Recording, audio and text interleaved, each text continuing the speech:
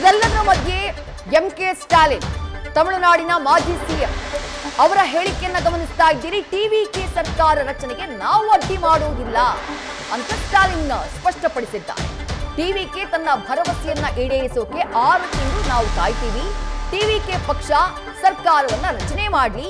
ಈ ಹಿಂದಿನ ಡಿಎಂಕೆ ಸರ್ಕಾರದ ಯೋಜನೆಯನ್ನ ಅವರು ಮುಂದುವರಿಸಬೇಕು. ಟಿವಿಕೆ ಮಹಿಳೆಯರಿಗೆ 2,500 ರೂಪಾಯಿ ಹಣವನ್ನ ಕೊಡುವಂತಹ ಭರವಸೆಯನ್ನ ಕೊಟ್ಟಿದೆ.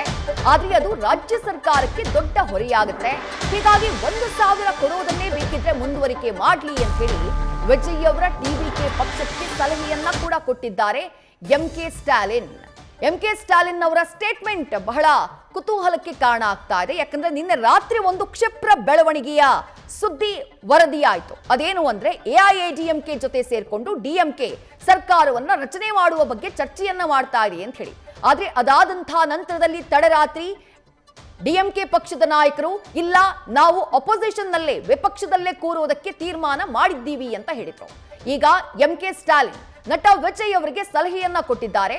ನೀವು 2,500 ಎಲ್ಲ ಕೊಡೋದು ಬೇಡ, ಯಾಕಂದ್ರೆ ನೀವು ಘೋಷಣೆ ಮಾಡಿರುವಂತಹ ಯೋಜನೆಗಳು ತಮಿಳುನಾಡಿನ ಬೊಕ್ಕಸಕ್ಕೆ ಹೊರೆಯಾಗ್ಬಿಡ್ತಾವೆ. ಹಾಗಾಗಿ ನಾವು ಏನು ಯೋಜನೆಯನ್ನ ಕೊಟ್ಟಿದ್ದೀವೋ ನೀವು ಅದನ್ನೇ ಮುಂದುವರಿಸಿ, ನಮ್ಮ ಯೋಜನೆಗಳನ್ನ ನೀವು ಕಂಟಿನ್ಯೂ ಮಾಡಿ ಅನ್ನುವಂತಹ ಸಲಹೆಯನ್ನ ಕೊಟ್ಟಿದ್ದಾರೆ.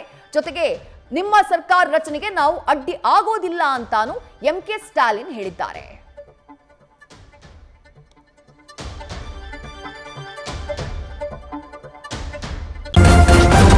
ನ್ಯೂಸ್ ಫಸ್ಟ್ ನಿರ್ಭೀತಿಯಿಂದ ನಿಮ್ಮ ಪರವಾಗಿ.